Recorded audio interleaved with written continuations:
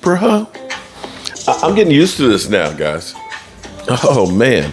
Waking up in the red brick house, the cool temperatures outside, the crispness in the air, and the Dallas Cowboys up on top in the NFC East. Ooh. I love it. I love it. Good morning, good people. Mark Holmes here, and as always, I want to say thank you all for watching, commenting, subscribing, and being part of the Joe Boo Sports Report. Because without you guys, as well as you ladies, and especially you haters, because you know you can't stop watching. You can't stop watching. It's okay. It's okay. Welcome. You're part of the family. This is part of the family we just don't talk about much. But be that as it may, we are here at the Red Brick House, and you know what's fun? Is right now we are having so many people early on. Now, I caution everybody, it is still September. I have seen the Arizona Cardinals start out 4-0 and proceed to lose every single game. There's always that team they say, oh man, they're going to the Super Bowl and stuff, right? So don't get too excited. Don't get too upset if your team is 0-2 because there is a lot of time. It is a long season, and sometimes teams peak too early. Sometimes people lose players. So right now at the moment, and I'm sorry, Greg, I'm not talking about injuries. I know you cringe every time I say something about injury, but you have to have luck with injuries and things. It is a crazy season. You're seeing players left and right that are going out. We've been on that side of the fence. Let's hope that we stay on the other side where we stay healthy. But you know what's fun is listening to the haters out there. Kyle Brandt from the NFL Network, who literally, because I love that I got it, because he was so sure that the New York Jets, even without Aaron Rodgers, were going to beat the Cowboys. Let me just play that little spot because I love it. For your work for the Staten Island Advance Center, and I have watched you all summer and listened to you all summer, Rich, showing all the restraint and all the calm of Henry Hill in the shower after the Lufthansa heist. Aaron, we did it! 75 seconds later, you're in the meat truck like Frankie Carbone. Get to it, buddy. Week to freeze you out. Cut to it, bro. Here's where I come out on this, Rich. Who will not, along with Jets fans, live out the rest of the season like a schnook? Because the night is darkest before the dawn, and I'm announcing a new podcast. Rich, as you know, I'm beloved in the podcast community. Not spoken enough. They love me. They can't get enough. There's a new pod, Rich. I'm calling it Underreaction Monday. Underreaction Monday. It's the thing that's not been talked about enough, and it is the New York Jets defense. Gentlemen, Josh Allen did not decide to turn into a 9-year-old chugging Joe Cola and mashing buttons. The Jets defense made him do that. And if they can do it to Josh, is there anyone who thinks they can't do it to Dak? I believe they can. I believe they will. And I believe the New York Jets are going to Jerry World, not to give them the game, Michael Irvin, not to keep it close, nay, to win the game. I predict the Jets will beat the Cowboys. Yes. I'm flying across the fruited plain this week to join you next weekend. And when you introduce me, I want this clip to be played, Andy Gregg. Introduce me with this, Mike, because they're going to win tonight. That's it. Jets 21, Cowboys 19. Let's go, Rich. All right. Yeah, Underreaction Monday. I hope they talked about that clip, because I'm sure it's been not talked about enough. I just love this because right now, after saying that, Mike McCarthy is on the hot seat, they made a big mistake by getting rid of Kellen Moore. Oh, Kellen Moore was the only reason why Dak Prescott was doing great things. Well, all of a sudden, Dak Prescott isn't turning the football over, and the offense is efficient. Now, again, it is still early, but we have now, oh my God, we now have a dude, man. A dude who is setting the NFL on fire. A dude who is incredible. He is without a doubt the Dallas Cowboys' best player in Micah Parsons. And dare I say, he may actually have a possibility of being the league MVP. I know that's sacrilegious to say that it's not going to be a quarterback. But if the Dallas Cowboys find a way to go to the Super Bowl and win, and he continues in the pace that he's going, you're going to have to look at that and say, Micah Parsons is that dude. Micah Parsons is so driven. He is, I like to think of myself as driven. I don't have his skills or talent or anything like that, but I just go, and never quit. You guys have seen me here 11, 12 o'clock at night. Hell, I worked through the night one night through this place. And the only way you get things accomplished is by that hard work. But he has that same effort as everything that he does, be it social media, be it, a PlayStation, be it on the football field. And if you are a guy on the team and you see the best player on the team busting his ass, there ain't no excuse for your lowly ass not doing and giving the same effort. And it's contagious. And that's what you look at and say with an MVP. He is taking on three guys. He is setting up his other guys. He is changing the nature of the game. Let's listen to Micah Parsons a little bit on this podcast. I got to listen to the whole thing. I've got a lot to do today, and I just can't get to it right now. But here's a little excerpt from it where he recaps the win. Preparing for the Jets, because you didn't know really how to prepare for these guys. Like, especially with Rodgers going down, and we know how amazing Rodgers' arm was. So, I felt like Coach Q schemed up a way for, I think it was almost a way where I couldn't be prepared. I could have been more prepared in terms of pass rush. It got to the point they was triple teaming me at practice. And I said, what is going on here? And, they trying to get me ready for the game, the anticipation. I'm getting angry, but how much those things make me so much better, putting us in them crazy situations. Even with the run game, we emphasize on stopping the run, coming downhill, and forcing them to pass and play our type of football. And I would say everything executed, and even heated up to, some young, early emotional outrage, And as a young guy, when things aren't going your way, you tend to get very emotional. You tend to say, oh, it's the reason because of this. Listen, Brees, I get it, bro. You are a great running back, and you'll continue to be a great running back in the NFL, and you'll continue. But let's not try to put it on the touches and things like that, bro. I think you're campaigning, and you had a hell of a game last week and things like that. But, it's all about what's going on. I think we set the tone earlier, winning the line of scrimmage.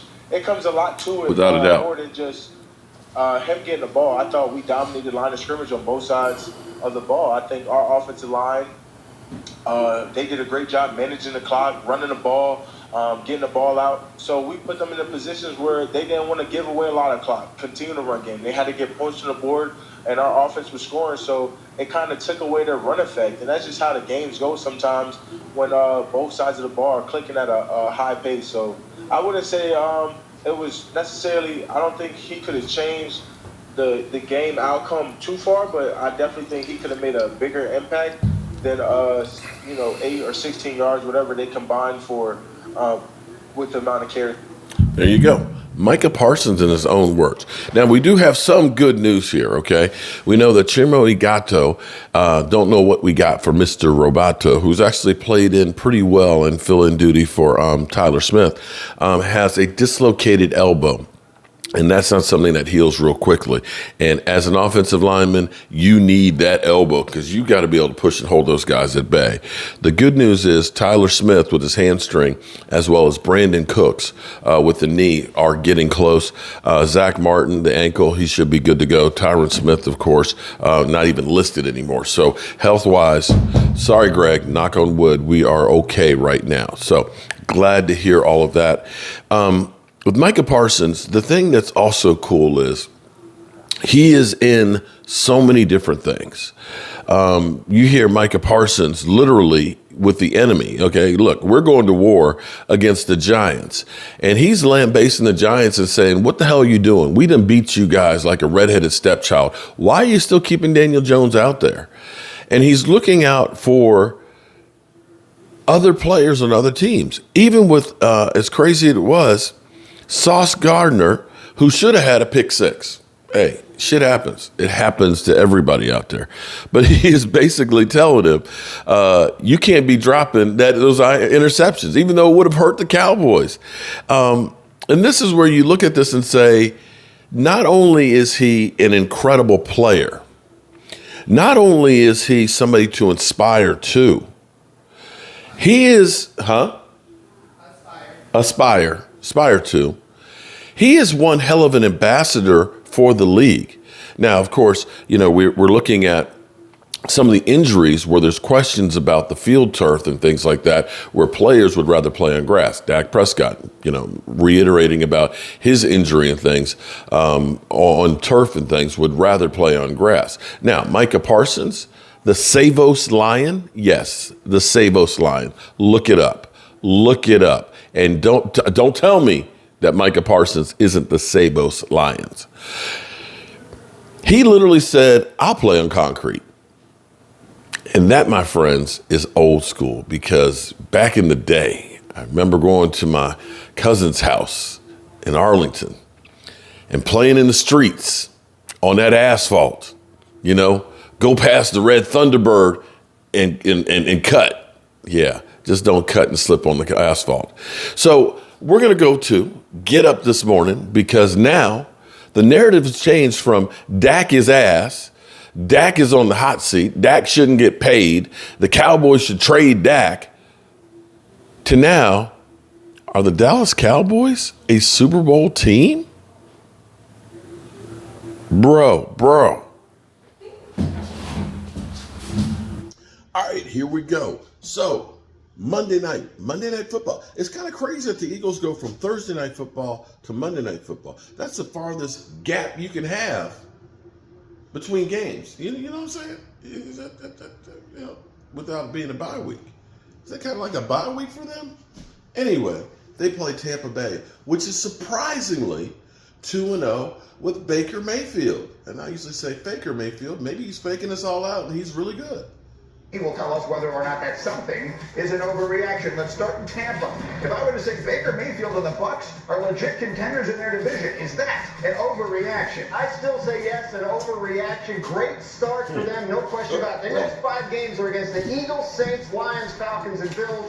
Talk to me again in 5 weeks, and maybe we'll have a different answer. Been a surprisingly good start, but I'm with you. Dan, let's go to the AFC East. I say, is it an overreaction? The Dolphins are the best team, and they're going to win that division. A lot of this is because it's so early in the season, but I got to say, yes, look, they look the best. There's no question about it, but I do think it's still going to be a tough division. Obviously, they didn't have an easy time with New England. The Jets aren't going to be a lot of fun to play with that defense. Buffalo's still to be heard from. Miami's got to go to Philly, got to go to Baltimore. They play the Chiefs, the Cowboys. Long way to go there as well. All right, speaking of the Cowboys, let's get to the third one. If I were to say, finally, this is the year Dak Prescott wins MVP, is that an overreaction? I don't think it's an overreaction. I don't even think we've really seen this defense, operate at like a super explosive high level. It hasn't had to. What we have seen is, looks like Mike McCarthy's doing a good job calling the plays. It looks like he and Dak Prescott are aligned. Looks like this experiment of throwing Kellen Moore overboard and taking on the responsibility himself.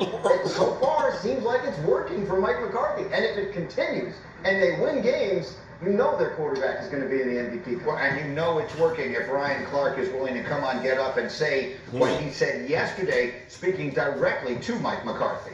Watch this. And I say this, and I don't mean it with any disrespect for the first time in my life. You are a much better play caller right now than you were in the past, and you are a much better offensive coordinator than you are head coach. You have found your groove with this team, and because of you, not just because of this defense, not just because of Dan Quinn, because of Mike McCarthy, who you are now, who you've made this team offensively, this team is a Super Bowl favorite. Would you like some hot sauce with that crow? Backhanded compliment, right? Even better offensive. A little bit. It came out that way. A little bit. I was sitting right next to him, and we talked about it in the meeting.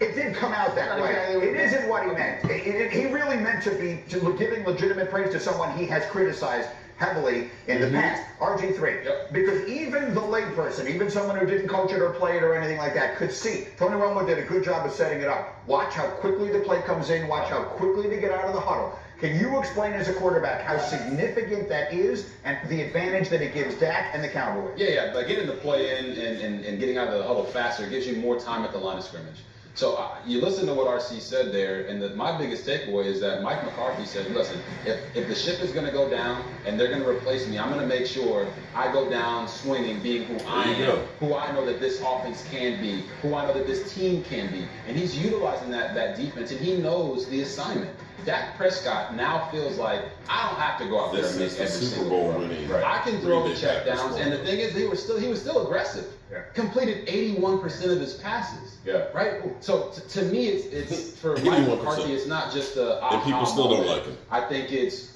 is what he knew he could do, and he knew that by running the offense and having control of it, he would get the best out of Dak Prescott, just like he did when he had Aaron Rodgers in the Super Bowl. And let me say this: from an offense with Peyton Manning for 13 years. He operated at the line of scrimmage. That's what McCarthy wants from Dak Prescott. He understands defenses. He understands how to get his offense in the right play. All of those things are advantageous when you're getting there with 20 seconds. And it's not like you're getting there and kind of milling around. You're getting up ready to run a play, and I want the next best. I want the best play, so I'm going to go to this.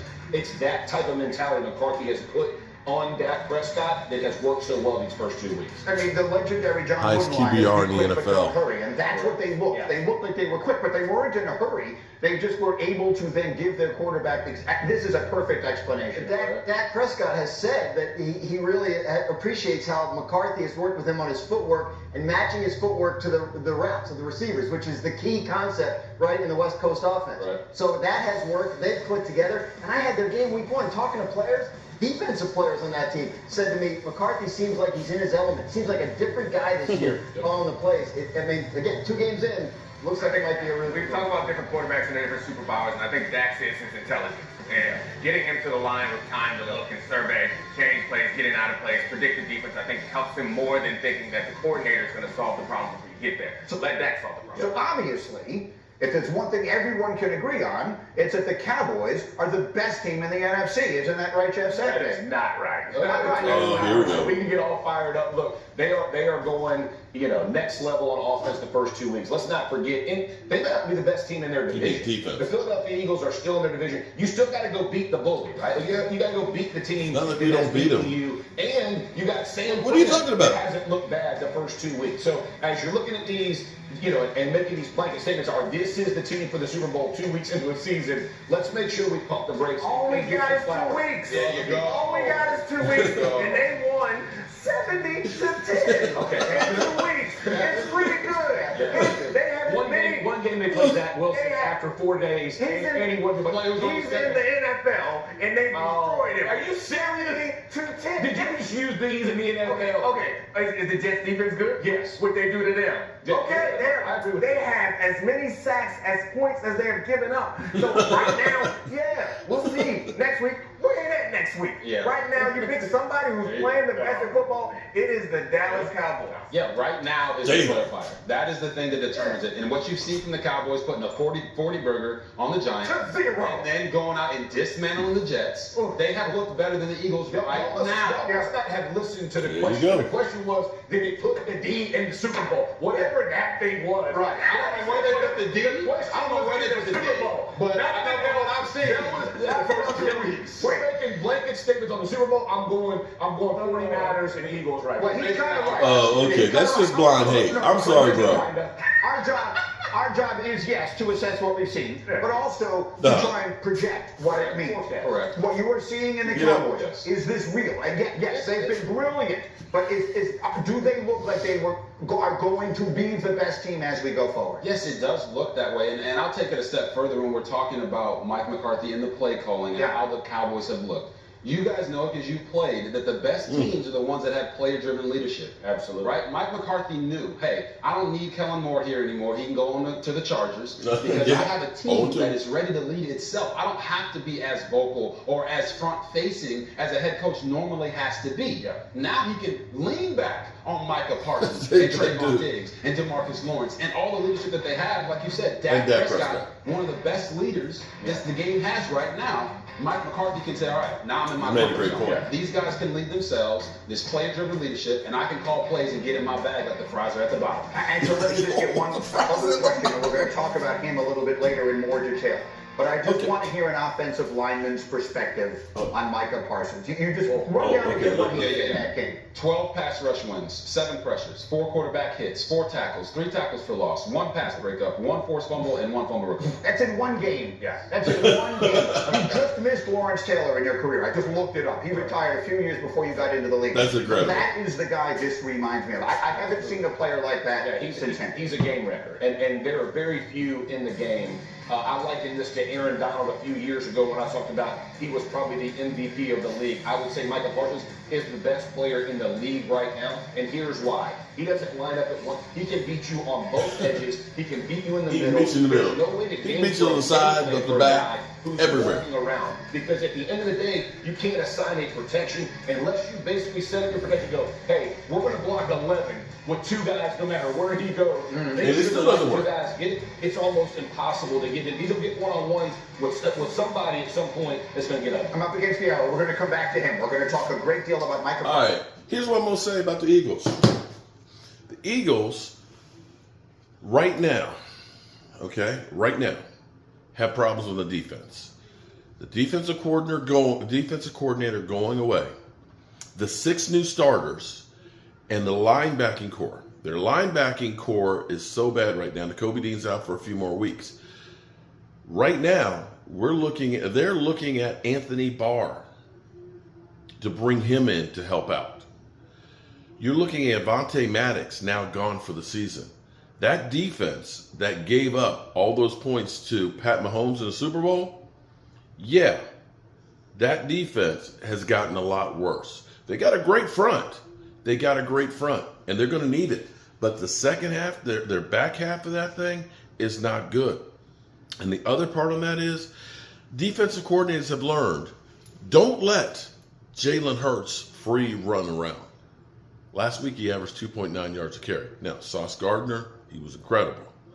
But when you play some of the better teams, and Minnesota is not a good team, their defense is lacking. Minnesota had a chance to win with a backup offensive line going against that Eagles team.